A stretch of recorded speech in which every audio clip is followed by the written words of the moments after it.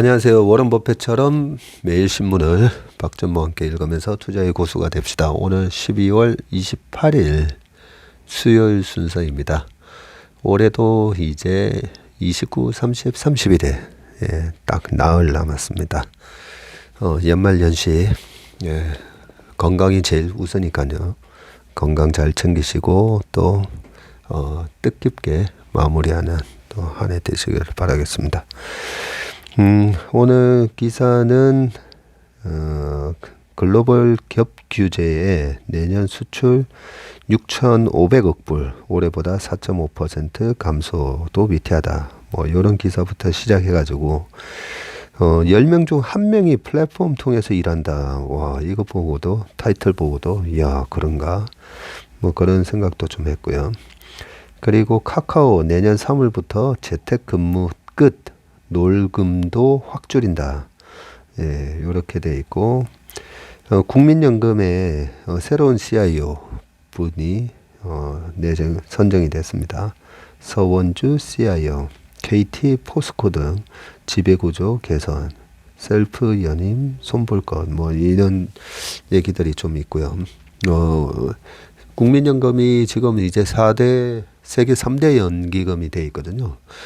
그리고 우리의 노후를 지금 우리의 노후를 위해서 900조 지금 현재 900조 정도 돼 있고 올해는 채권하고 주식하고 뭐 다 안 좋다 보니까 뭐 7% 손해 났다 뭐 이러고 하는데 그 국민연금이 갈수록 이제 기금 규모가 크다 보니까 주식 시장에 미치는 영향이라든지 이런 것도 이제 파워가 세지고 있습니다. 그래서 새로운 CIO가 어떤 방향성을 또 제시를 하는지 한번 또 읽어보겠습니다.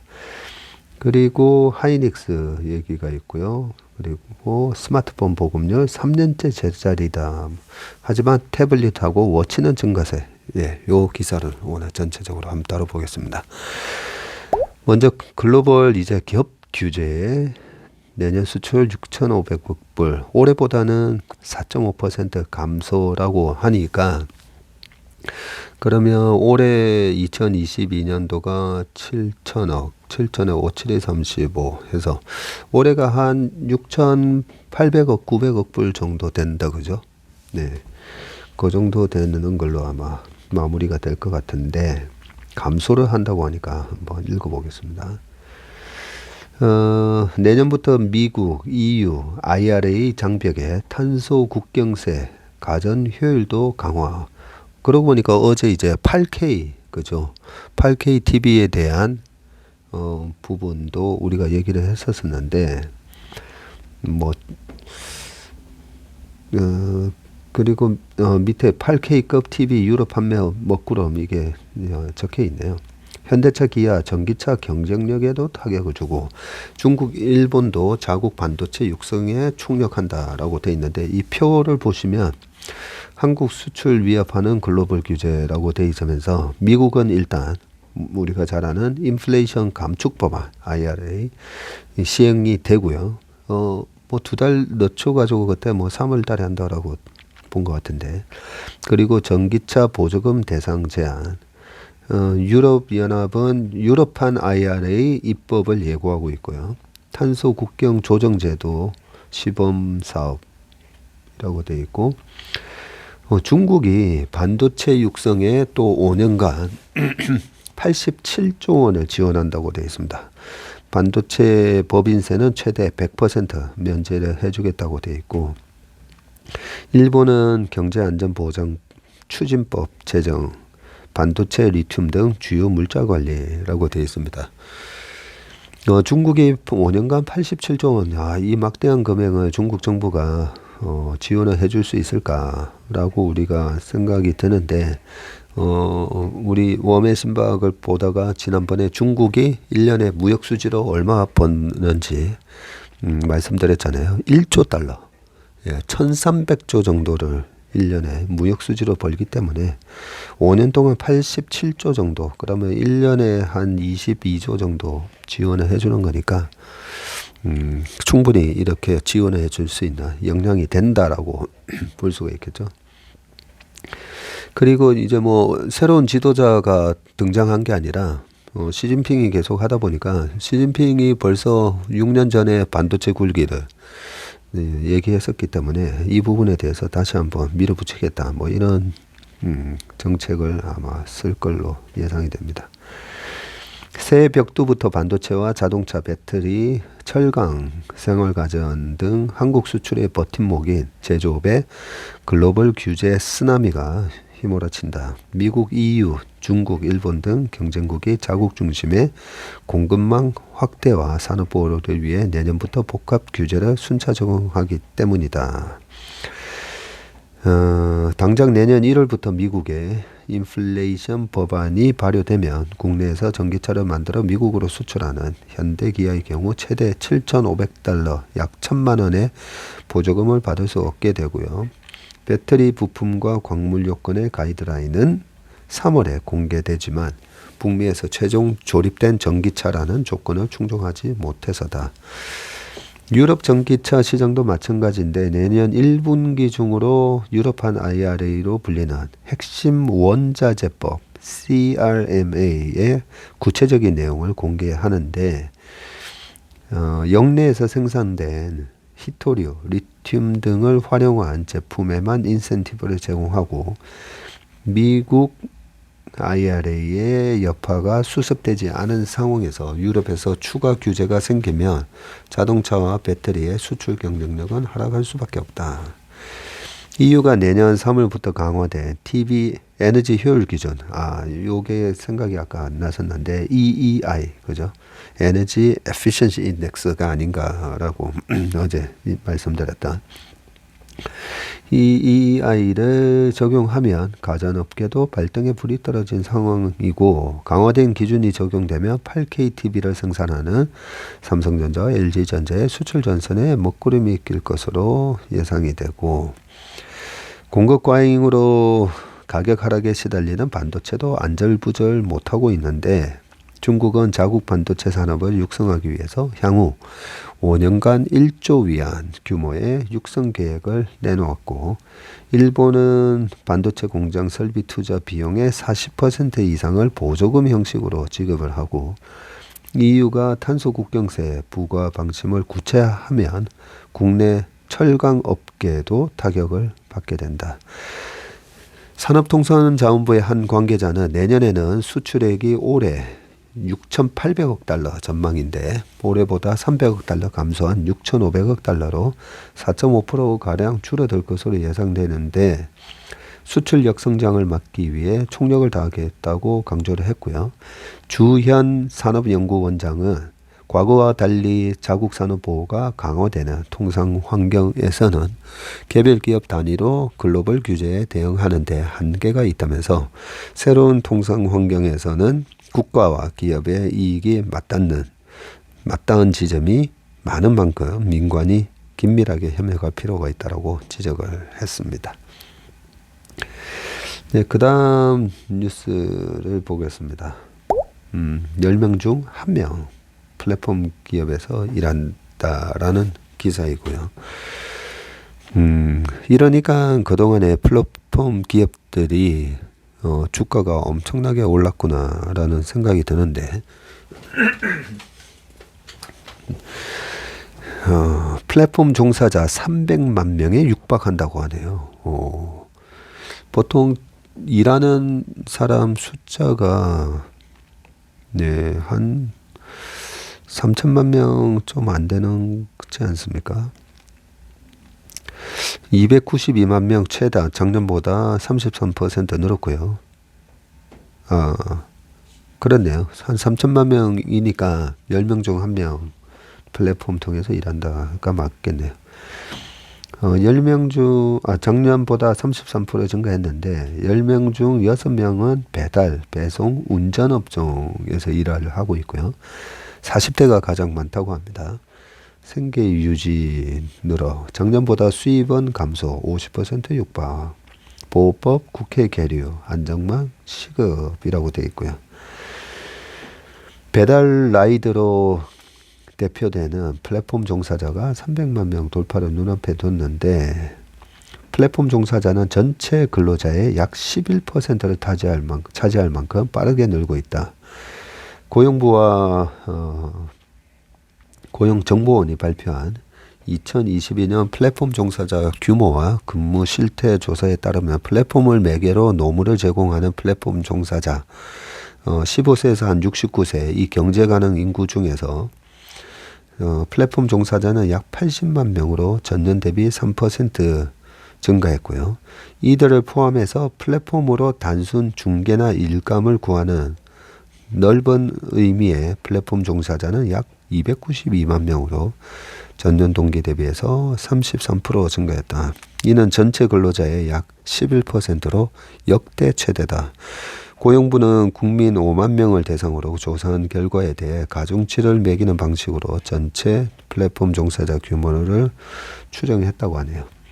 지금 이 표를 아주 그림을 아주 센스 있게 그려 놓으셨네요. 플랫폼이 결국은 우리가 옛날에는 이제 PC에서 온라인 환경이 구현되다 보니까 온라인 닷컴 뭐 이런 식으로 해서 PC 쪽을 통해서 뭘 했다면 지금은 전부 다 이제 핸드폰이잖아요. 그러니까 이 핸드폰 그림 속에 플랫폼 종사자 유형이라고 지금 이 표가 나오죠. 여기서 배달, 배송, 운전이 64%, 그리고 그 다음으로 많은 게 전문 서비스라고 되어 있는데 글씨가 조금 흐릿해서 이게 잘 안 보이는데 번역 상담 등 이렇게 되어 있고요. 그리고 그 위에 7.1% 정도가 데이터 입력 등 단순 작업, 그리고 가사 청소 돌봄 6.6%, 미술 등 창작 활동이 4.5%, 뭐 웹툰 이런 것도 아마 다 해당되겠죠.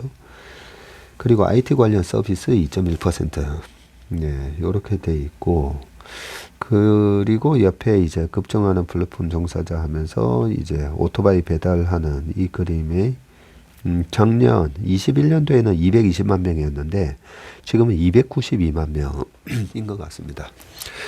뭐 이 내용만 보더라도 이 플랫폼 기업들 주가는 박살났지만 플랫폼 기업의 역량이 갈수록 이제 더 강해진다는 걸 알 수가 있잖아요. 그죠? 고용부가 80만 명 기준으로 플랫폼 종사자 실태를 추정한 결과 연령대는 40대가 35.5%로 가장 많고요. 20대도 31%나 되고요. 50대가 21.5%나 됩니다. 그리고 배달, 배송, 운전 업종이 64.1%, 한 51만 3천 명 정도 되고요. 지난해처럼 가장 많은 비중을 차지하고 있고, 아까 잘 안 보였던 글자가 통자였네요. 통 번역 및 상담이 10.6, 그리고 데이터 입력 등 단순 자금이 7.1. 근무 형태를 보면 주업형, 주업형 하니까 뭔 말인지 모르겠는데 가로 열고 일자리 수입이 전체 50% 이상 또는 주당 20시간 이상 근무하는, 예, 주업, 본업, 주업, 예, 요런 개념이네요. 주업형이 57.5%로 전년보다 10.5% 포인트 증가했고요. 부업형, 예, 주업에 반대되는 개념. 부업은 일자리 수입이 전체의 25에서 한 50%고요. 주당 10시간에서 한 20시간 미만 근로 해당되는 분들을 부업형으로 분류를 해서 부업형에서 전업형으로의 이동이 일어난 것으로 보이고요. 지난해 39.5%를 차지했던 부업형은 올해 21.1%로 오히려 줄었고, 그만큼 플랫폼 일자리로 생계를 유지하는 국민이 늘었다는 것이다. 이는 플랫폼 종사자가 10명 중 4명꼴로 40대인 점에서도 추정할 수가 있다. 플랫폼 종사자 보호 체계가 미흡한 상황에서 종사자 규모는 너무 빠르게 늘고 있는데 플랫폼 종사자의 12.9%는 현재 플랫폼 일자리가 첫 일자리라고 답을 했고요. 첫 일자리는 근로자의 향후 일자리, 근로 의욕과 직결되기 때문에 정부가 가장 중요하게 여기는 고용정책 과제 중 하나다. 하지만 근무 관련 계약 없이 일하는 비중, 계약 미인지 포함은 63.4%로 지난해 42.3%보다 크게 늘었다. 기초근로안전망인 고용보험과 산재보험도 각각 46.4, 36.5%로 절반을 넘지 못했고요. 월 평균 수입은 146만 4천 원으로 전년 대비해서 18.9% 증가를 했습니다. 통계청이 발표한 2020년 중소기업 근로자 월 평균 소득은 259만 원에서 약 100만 원 정도 하회하는 그런 수준이네. 게다가 최근 3개월 수입 증감을 물은 결과 1년 전보다 수입이 줄은 종사자가 48%로 조사가 됐고요. 종사자의 54%는 이직을 희망을 했다고 합니다. 이 가운데 50% 이상의 이직을 희망한 연령대는 20대, 30대, 50대였고 플랫폼 종사자가 불안정한 고용 상태로 일하면서 더 나은 일자리를 원하고 있다는 얘기입니다. 플랫폼 종사자의 근로 사각 문제는 노동시장의 과제이고요. 뭐 여러 가지 얘기가 있고 뭐 발의된 법안이 계류 중이고 뭐 등등 쭉 있고 밑에는 앞으로 플랫폼 산업과 종사자는 기술 발달 때문에 덕분에 더 빠르게 늘어날 것으로 전망되고 기업 규모, 고용 형태, 남녀 간 격차의 노동시장 이중구조 해소를 목표로 노동개혁 과제를 마련한 미래 노동시장 연구회는 정부의 플랫폼 종사자 보호 방안 마련을 제안했다라고 되어 있습니다. 아무튼 우리가 뭐 플랫폼 기업 하면서도 이 실생활에서 뭐 주변에 보면 뭐 쿠팡 이츠라든지 배달의 민족 뭐 여러 가지 심부름 하는 뭐 그런 종사자 여러분들 그리고 뭐 쿠팡 뭐 이런 것도 다 마찬가지죠. 그죠? 예, 전자상거래 네이버 통해서도 하고 그런 걸 이제 많이 이제 볼 수가 있는데 어느 정도 전체 고용 시장에서 차지하는 비중이 얼마인가를 몰랐는데 아주 좋은 기사를 오늘 읽었네요. 양종곤 기자입니다. 감사합니다. 그리고 그러면 이 플랫폼 기업 해당되는 카카오가 내년 3월부터 재택근무 끝, 놀금도 확 줄인다. 이 플랫폼 종사자에 대해서 얘기했는데 그 관련된 기사이네요. 다른 분이네요. 김윤수 기자님이 쓰신 기사인데 내년 3월부터 사무실 출근 놀금도 월 2회에서 1회로 축소하고 임금 인상 10%대를 한 자리 숫자로 채용도 축소하고 실적 개선 사활을 건다라고 되어 있네요. 표를 먼저 볼까요? 카카오 생산성 확대 방안. 주식 투자를 할 때 제일 중요한 게 이 생산성이거든요. 우리가 한번 잘 보시면 주식 시장의 역사는 생산성을 개선시키는 기업, 또 그냥 조금 개선하는 게 아니라 획기적으로 개선시키는 기업들, 그런 기업들이 뭐 10배, 100배, 그렇게 나면서 이 주식 시장의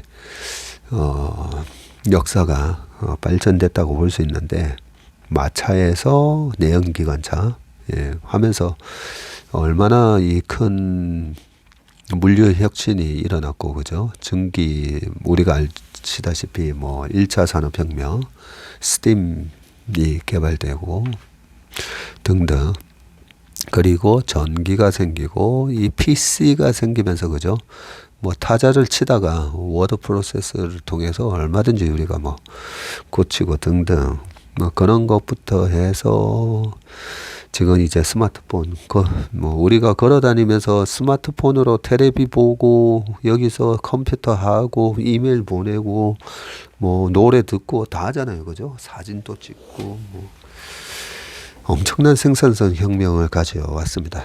그런 기업에다가 투자를 하는 게 주식 투자의 가장 핵심이라고 보시면 됩니다. 그랬을 때 요 카카오에서 지금 그걸 아는 거죠. 주가가 많이 빠져 있다 보니까 카카오 생산성 확대 방안이라고 돼 있는데, 일단 근무제를 개편해서 방금 얘기했듯이 본사 전면 재택근무를 사무실 출근 우선으로 바꾸고, 재택근무 시행 계열사도 사무실 출근 비중을 높이고 놀금을 월 2에서 1회, 그리고 인건비 조절도 올해가 15% 본사 기준으로 상승이었는데 내년에 6%대 인상, 그리고 주요 계열사 올해 10% 평균이었는데 내년 한 자릿수 인상 전망. 카카오 이제는 뭐 국민 기업이 되어 가고 있잖아요, 그죠? 외국인 지분율은 제가 지금 보니까 여전히 26.3% 불과하고요. 네이버는 48%입니다. 참고로. 외국인이 절반이나 들고 있고, 카카오는 26.3%인데, 카카오 하면 이제 말 그대로 우리가 뭐 카톡방 하듯이 국민기업 아닙니까? 그죠? 국민기업이고, 주주들이 꽤 많이 있기 때문에, 경영진이, 카카오에 대한 많은 뭐 실망이 올해 많았었는데요. 그 부분을 드라마틱하게 한번 카카오 경영진에서 내년에 회복시켰으면 좋겠습니다. 마치 아유 한국 축구는 안 돼 뭐 이러다가 우리가 포르투갈도 이기고 우루과이랑 비기고 하는 그런 모습을 보여줬듯이 카카오가 많은 분들이 지금 실망하고 계시는데 내년에 아주 보기 좋게 그 신뢰를 회복하는 역시 카카오야라는 얘기를 들을 수 있도록 경영진이 해주셨으면 좋겠습니다. 이제 그런 걸 하겠다는 거니까요. 한번 읽어볼게요. 글로벌 경기 침체 우려가 커지는 가운데 국내 대표 플랫폼 업체인 카카오가 임직원의 근무 효율 높이기에 나섰다. 재택근무제를 전격 폐지하고 사무실 출근자 부활하고 임금 상승도 이렇게 낮추고 내년 3월부터 사무실 출근을 우선으로 하는 오피스 퍼스트 근무제를 시행을 하는데 올해 7월부터 도대체 이런 걸 보면 올해 뭐 도대체 어떻게 근무하고 있었지 이런 생각이 드는데요. 올해 7월부터 6개월간 시행해온 전면 재택근무제를 폐지하겠다는 거죠. 앞으로 회사 임직원은 사무실 출근을 원칙으로 하며 조직장의 판단과 승인을 통해서만 제한적으로 원격 근무가 허용되고 아직 카카오 본사만의 방침이지만 카카오 엔터, 카카오 모빌리티 등 재택근무를 일부 또는 전면 시행하고 있는 계열사들도 사무실 출근 방식으로 전환할 예정으로 알려져 있고요. 카카오 한 관계자는 계열사들은 새로운 근무 방식을 두고 각자 내부에서 논의 중이고 본사와 비슷하게 사무실 출근 비율을 높이는 방향으로 논의가 이루어지고 있다고 말을 했습니다. 아까 놀금 축소한다고 했고요. 그죠? 월 2에서 월 1회 근무제 변경은 근무 시간과 공간의 유연성을 확보하고 유지하기 위한 것이라고 하면서 협의에 따라 원격 근무를 가능하게 해 사무실 출근과 원격 근무의 장점을 모두 취하겠다고 설명했습니다. 임금도 둔화될 것이라고 아까 말씀을 쭉 드렸던 거고요. 카카오가 생산성 개선에 대대적으로 나선 것은 글로벌 경기 침체에 따른 실적 둔화와 데이터 센터 화재로 인한 서비스 장애라는 기업 악재 분위기를 헤쳐나가려는 의지로 풀이된다. 특히 성장이 둔화된 가운데 지난해 적극적으로 늘린 인건비 부담이 커지면서 지난해 세 자릿수 그룹 공채 대신 인력이 필요한 일부 계열사만 두 자릿수 그룹 공채 대신 인력이 필요한 일부 계열사만 두 자릿수 공채를 진행하는 등 이미 채용 규모를 줄이고 있다. 카카오톡 디스플레이 광고에 크게 의존하는 카카오 매출은 광고 시장 위축으로 올해 3분기 기준 지난해 동기 대비 6.8% 성장한 1조 8,587억 원에 그쳤고요. 영업이익은 1,500억 3억 원으로 역성장을 기록했고요. 올해 연간 실적 전망도 좋지 않다. 매출과 영업이익 성장률은 지난 2년 30% 이상에서 각각 19%, 4%로 급감할 것으로 전망이 되고, 반면 임금비는 매출보다 가파른 20%대 증가가 예상된다. 라고 합니다. 뭐 제가 다른 회사에 이렇게 위대한 큰 회사에 뭐라고 할 건 아니지만, 아까 말씀드렸듯이 이제 국민 기업이라는 그런 좀 책임감, 사명감, 데이터 센터 화재에 대한 이 대응도 보면 참 되게 미숙했잖아요, 그죠? 그런 면, 좀 늦었지만, 약간 이렇게 좀 비상경영하는 모습을 저는 보여주는 게 맞지 않나 생각하고, 어제 저녁 먹다가 이 삼성 얘기를 잠시 했었는데요. 삼성이 정말 역대 최대 이익이 나올 때면 그 이건희 회장님이 예전에 비상경영 선언하잖아요. 그때 보면서 내년에 정말 안 좋나? 근데 사이클 산업이다 보니까 결국은 그런 위기가 오기도 했었고요. 그러니까 항상 이 긴장감을 유지하는 그런 기업 분위기, 거기에 이제 물론 삼성 근로자분들이 정말 우리 사회에서 보면 참 열심히 하신다 이런 인식이 있잖아요. 그런 인식만큼이나 굉장히 정말 워라밸의 밸런스가 너무 이제 워커에 치중된 면도 있긴 하지만, 그래서 오늘의 삼성이 탄생한 거지 않습니까, 그죠? 저 같은 경우에 아침 회의를 되게 중요시 여기는 이유가 9시에 이 전의 전쟁을 하기 전에 정말 이 프리미어 리그의 토트넘 선수들이 경기 2시간 전에 와서 몸 풀고 막 이래 그 기본 훈련하는 거잖아요, 훈련. 뭐 야구 선수들뿐만 아니라 시합을 앞두고 거의 2시간 전부터 나와가지고 그 몸풀기부터 해서 슈팅도 때려보고 패스 연습하고 하지 않습니까?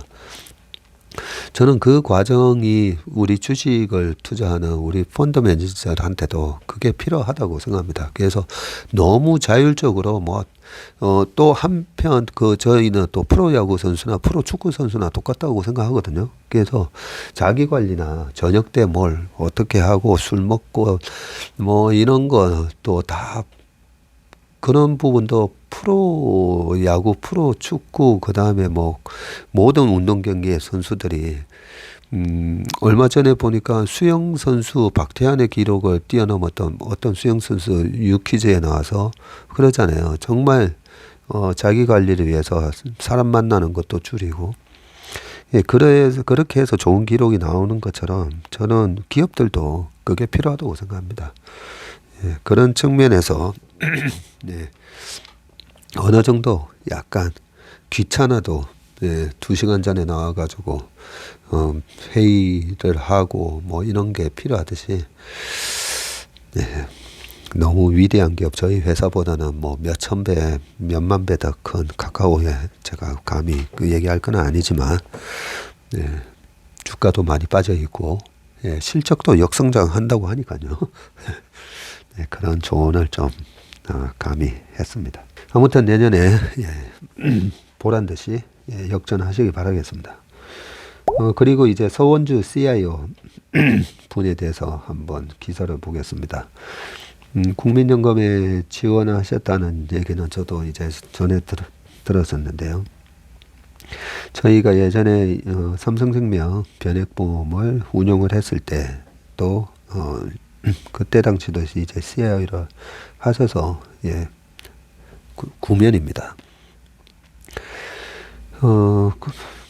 국민연금 900조 기금운용 본부장 신규 선임 되셨고요.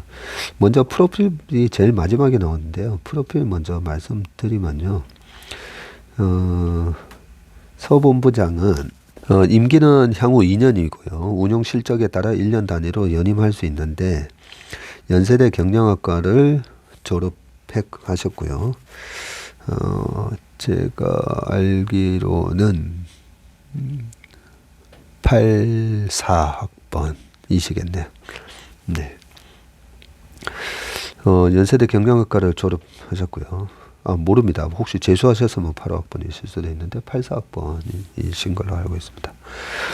그는 삼성생명에 공채로 입사를 해서 투자 업무를 맡았으며 삼성생명 뉴욕 법인과 싱가포르 법인에서 해외 투자를 담당한 후 변액계정 운용부장과 자산운용 본부장을 지내셨고요. 지난 14년부터 4년간 PCA생명, 현 미래에셋생명 CIO 지내셨고, 그리고 2019년부터 공무원연금 CIO를 맡기도 하셨습니다. 서본부장의 선임에 공무원연금과 행정공제에 이어 국민연금도 삼성생명 출신이 투자 총괄을 맡게 됐다. 지금 공무원연금과 행정공제 CIO 분도 아마 삼성생명 출신이신가 봅니다.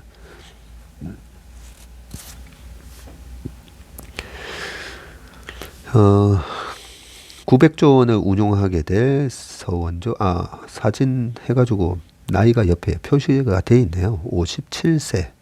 예. 이게 만 나이니까, 그죠? 예. 57세시면, 예, 65년생, 맞죠? 예. 65년생이면 84학번이니까.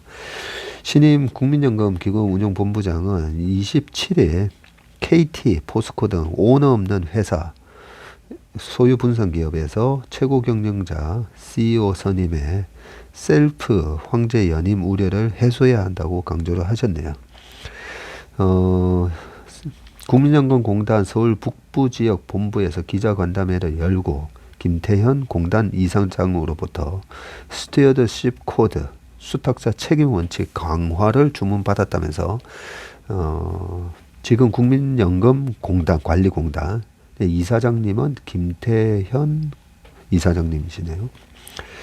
네, 스튜어드십을 강화해라 라는 주문을 받았고, 장기적 리스크를 줄이면서 안정적 수익률을 내기 위해서 수탁자 책임 투자 활동을 계속 추진하겠다면서 이같이 밝혔고요.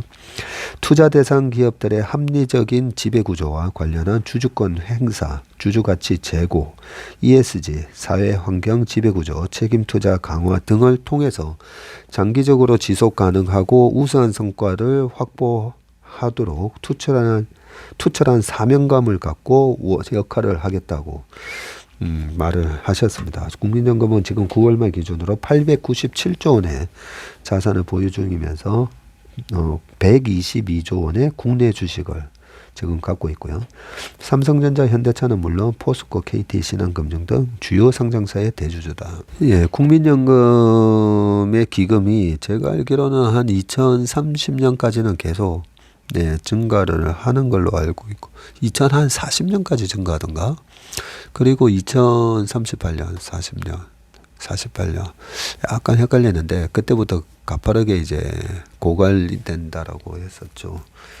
22년. 네, 2048년이었던 것 같으네요. 2048년부터 좀 빠르게 고갈되는 걸로 얘기를 들었던 것 같은데, 어쨌든 국민연금의 파워는 갈수록 커집니다. 예, 커지는데, 서본부장은 특히 KT와 포스코, 금융지주 등을 꼽으면서 이러한 소유 분산 기업들이 CEO 선임을 객관적 합리적이고 투명한 기준에 따라 해야 불공정 경쟁이나 셀프 연임, 황제 연임 우려가 해소가 되고 주주가치에 부합한다면서 이사회 내부에서 기회를 차별화하거나 외부인 참여를 제한하며 주주들은 잠재 후보를 모른 채 한 사람에 대한 선택을 강요받을 수 있다고 지적했고요. 내부와 외부에서 최적임을 찾을 수 있게 공모 등을 통해 제한 없이 후보자들에게 기회를 줘야 하고, 셀프 연임 우려가 없도록 추천위원회를 기존 이사 중심에서 명망 있는 중립적 새로운 인사를 중심으로 구성해야 공정성이 있을 것이라고 밝혔고요.